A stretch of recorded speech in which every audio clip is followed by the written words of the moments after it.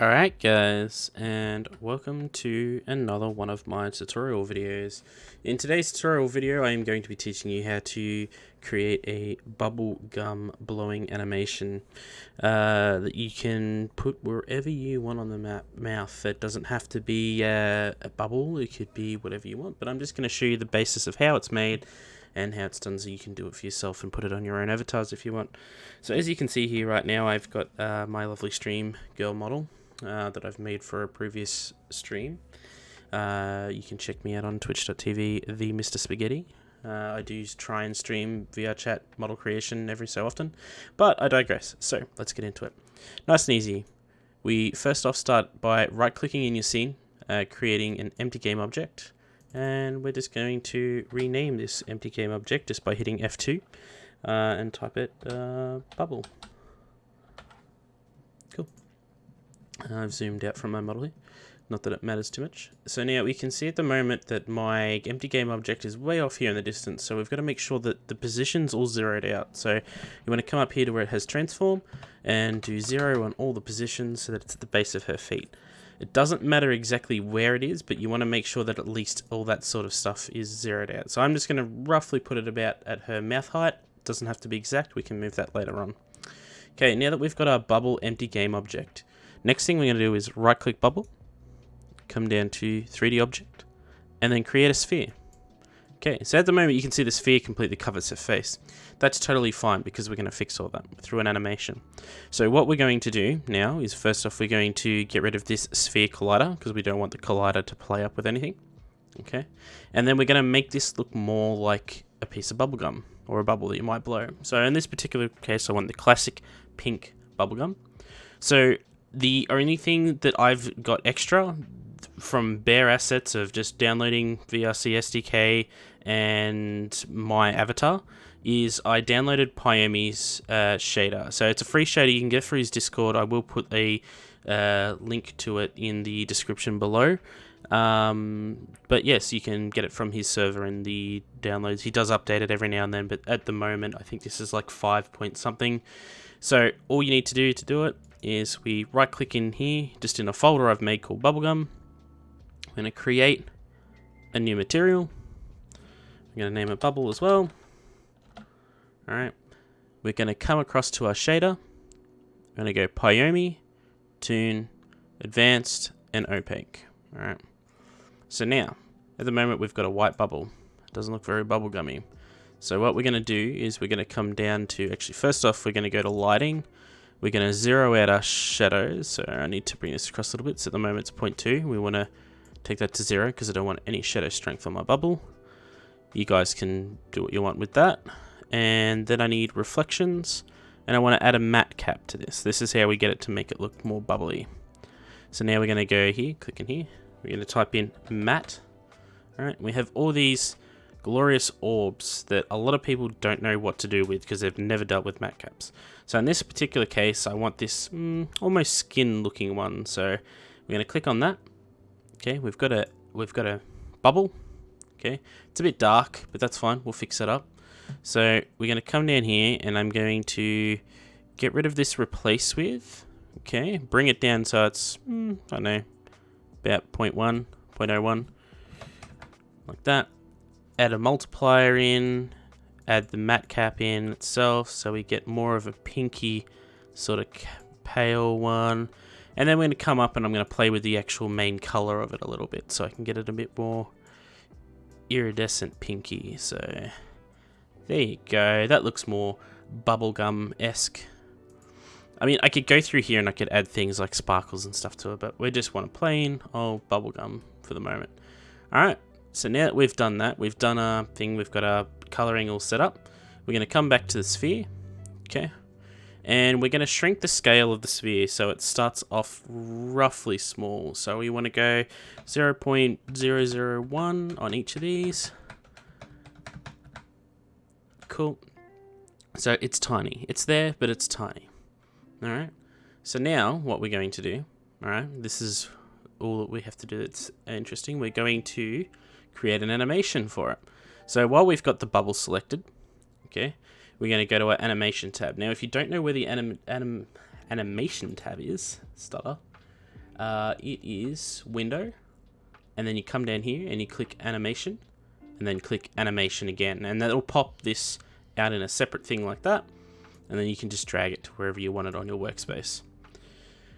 Okay, so we're going to click on the animation tab, click create animation, and we're going to name it bubble as well, because we like to name everything the same. Alright, now we've got our tiny little bubble. So now if you want to zoom into a fine point as well, if you hold Alt on your keyboard and then right mouse button, that'll let you zoom in rather than using the scrolly wheel in and out. Okay, so now that we've got our animation and it's on our empty game object, which is named bubble, we're going to hit the record button. Okay, now at the moment we're recording from 0 seconds, so we don't actually want that. So one thing I just noticed I've forgotten is I want to come through here, click on the sphere. So all I did then, I turned off the animation button because I don't want to have this as part of the animation. Click on the sphere, untick the sphere because we don't want the sphere visible at all times. We only want it visible at a certain point through the animation. So now we've clicked on the sphere, we're going to click back on bubble. We're going to hit the record button. Okay. We want it to become active. Okay, so to make it become active, so now that we've hit the record button, it means anything that's underneath this we can click on and it won't unrecord it. So we can click this to say, yep, the first thing we want in the animation is for it to become active. All right. But then we want it, say, we'll go 40 seconds in. We want it to be, let's go 0.1 and have a look at how big that is. That's a fairly big bubble, so let's go a little bit smaller. So let's go 0.05. Oops. 0.05. Like that. Yeah, it's probably a little bit small, so let's round it out at about 8 maybe. We'll go in between the two. Okay, that's a reasonable size. That's a big bubble. Okay, so that's fine. She's blowing that bubble. Alright. So, we want to gradually blow that bubble. So now if we just sample that as it is, okay, the bubble's just gonna grow. Okay? But we don't want it to happen constantly. Like, we just don't want bubble, bubble, bubble. So, all we have to do now, okay, and I want this to actually stay inflated for a little bit, is we're just gonna click the top little animation triangle along our line. Make sure that it's on the 40 seconds, okay? So otherwise, if it's back here or something and you click Control C, it's only going to copy the state it is there. So you want to have it here. Click these, go Control, plus C on your keyboard, and I'm going to say have it do that for about 10 seconds, okay? So that means it's going to blow up and it's going to stay at that size for about 10 seconds, but then I want it to pop. So after that 10 seconds, let's go there. We're going to untick our sphere. Okay, so it's like it's popped. But then I want it to stay popped for a little bit. So let's go, click here again, click the top one, go Control C to copy it. And let's keep it popped for, we'll go about there. So these things can all be played around with your times and stuff like that. So at the moment, if I play this, and it pops, okay? But if I feel that's maybe a little bit too quick, like overall that's too quick, but I want to slow the whole thing down, you can come here to where it says samples, okay? And you can click this, and let's say I want it half the speed that it is at the moment. So if I click 30, okay, and then I hit play again,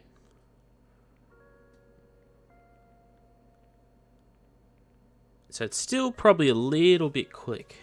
So let's go 20.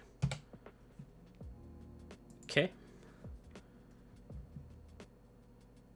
And pop. There you go. Okay. So it's looking pretty good. We've got a bit of a bubble growing sort of thing like that, animation and that. And if we wanted it to be longer between the intervals, all we have to do is drag this out further. Like we could drag that out to there, and then it's a lot longer between it blowing another bubble. If you wanted it to blow random sizes, all you'd have to do is at the end of this part here, copy the first part again, okay, And then with the second one, like you don't copy this one, you just set a different size. So at the moment we've set it to a scale of 0.8. So like if I wanted just to show you how we would do that. Okay. At the end, we're going to grab these ones. So remember, move this white bar so that it's there at the start. We're going to copy that. Okay. We're going to go to the end here. Now I couldn't drag the bar across more, so I just zoom out. Okay. And all I'm doing, the next keyframe afterwards, if I zoom in, okay, next keyframe, I'm just going to paste that in. And then this time, we're going to go further along. So at the moment, we're roughly about there. So let's go there, and then we're going to change it.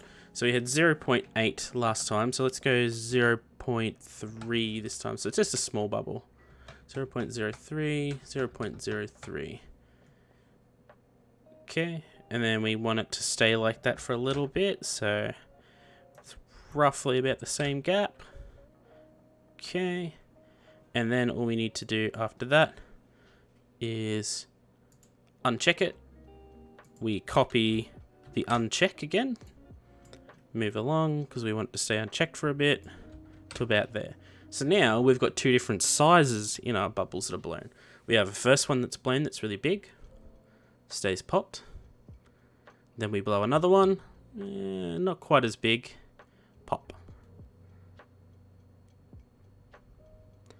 If you wanted to change the bubbles, so now we're getting a little bit more advanced. If you wanted to change the bubbles, what we're going to do now, okay, come back to your project, click on our first bubble, okay, like our bubble material.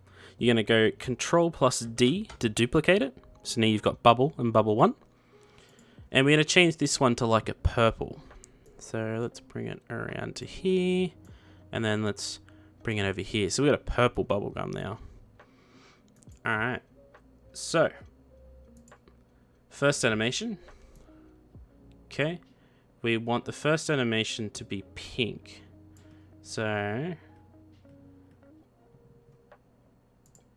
I want that to go onto that. So all I did was drag the material onto that. I should have had the record button pressed. I don't think it'll actually matter too much because I think we can get to about here and then drag our purple one onto it. Okay, so you want it so that little plus and a square pops up. Alright, and remember, you can use Alt plus right mouse button to zoom in and check it. So yeah, it's definitely gone purple. And if we go back to our animation, see now we've got a material added into our animation. Okay, so that means when it grows there, it's going to go big.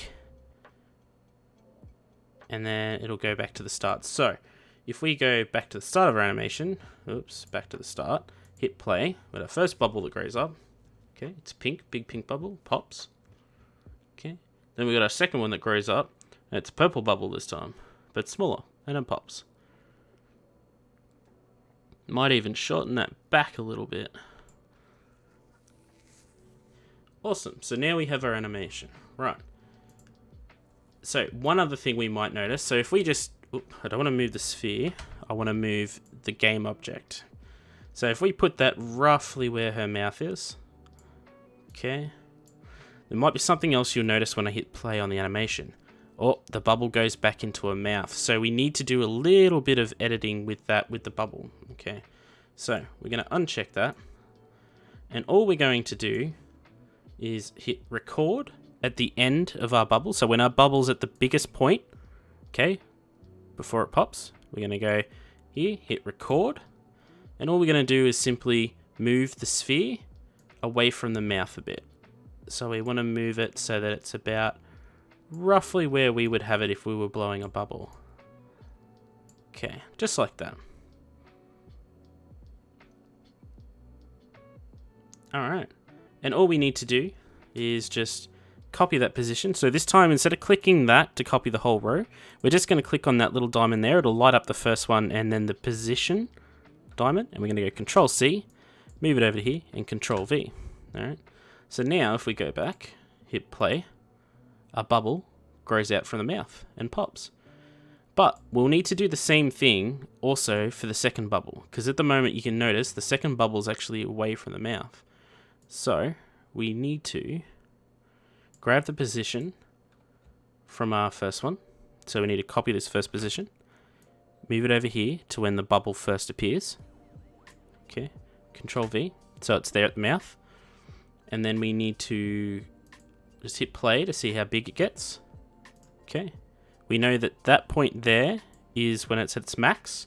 So remember, record's still hit, this bar's still red. We click on the sphere, we drag the sphere away from the mouth a little bit. Like that, so it's roughly where we need it. Okay, and we need to make sure that we copy that. Oh no, we don't need to copy that.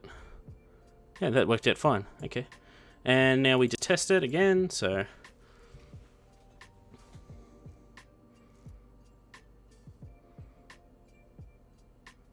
okay, so a few things. So a few people might ask, why don't you just put the bubble straight on the head? So the problem I've found that when you put the bubble straight on the head, if you ever need to come back and edit any of this stuff and you've created the animation outside of the head, it can become screwy. So that's why I've always found it better to put it on an empty game object first, whenever you're doing these sort of passive animations. And then that way it doesn't matter where you actually put the empty game object. In this case, the bubble object. So cool, so we've got that, but we want that to loop. Alright, we've got our two bubbles that come out and pop. We need the animation to loop. So now if we come back to here, we can see in our actual bubblegum folder, we've created this animation and the animation controller. So what we need to do is we need to click on the animation controller for bubble.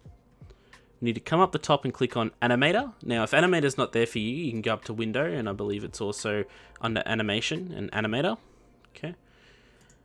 In the animator thing, so now you might go, oh god, what am I getting into here? This is actually really easy, and anyone that's working in 3.0 will also have a rough idea with this. Very simple. All we do is we drag our bubble animation in here. We're just going to create a loop. So at the moment it says, when we hit the play button, basically it travels down here and it plays the bubble animation. So there's two ways we can actually do this. We can click on here, we can actually click loop, which it does already. The easiest way I've found to make sure that it always works is right click your bubble here that's orange, and click make transition. Okay, make the transition down here to the other bubble. All right, and then all we do is from that bubble, we're going to make a transition that takes it back to the first one. So that just creates a loop. Now that you've created a loop, that means that when we go to scene and we hit play, a bubble should keep playing through both sets. Oh, I didn't drag the animator on there, sorry. Hang on. One other step I forgot about. You need to come back here, click on bubble. Okay. It's already in there, so it should actually be fine. In case that for some reason your animator up here that's on your empty game object doesn't have bubble, you need to make sure the bubble's in there. So yes, if I hit play, it should actually keep looping that over and over again. There's our purple bubble, should pop. Give it a couple seconds, and our pink one should start up again. Oh, okay, so we had a little bit of a thing there at the end with the end of that animation. All that is, if I come back to the animation itself, okay. Ah, hang on, I need to click here. Pop, blank spot, pop.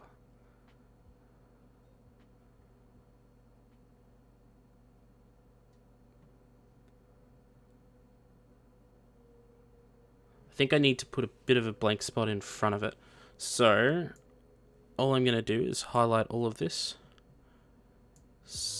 drag it, oops, not compact it, hang on, drag it along a little bit. Like so.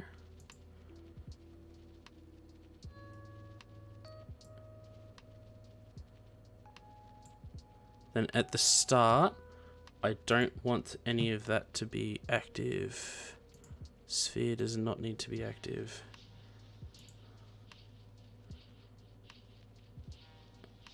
Okay, so now let me just try that. So sometimes it can behave differently in here as to when you hit play. So it's always worthwhile to make sure that you hit play and double check that. Okay. Purple one. Yep. Pop.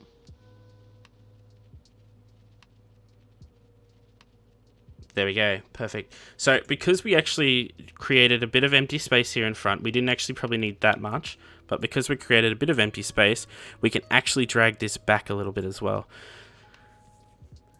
And there we go. So then all you have to do with that, like you can go through your model and you can drag that so it's on the head itself. Okay, and you just drag that in there. Oh, hang on, sorry. Now, if you ever get something like that happen with anything you're ever doing, you need to make sure that you unpack your models. So you just right-click your model and go Unpack Prefab.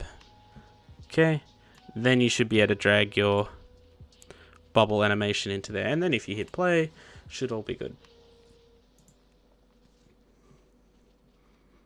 There you go. And you have it. That's how you create a bubble blowing animation.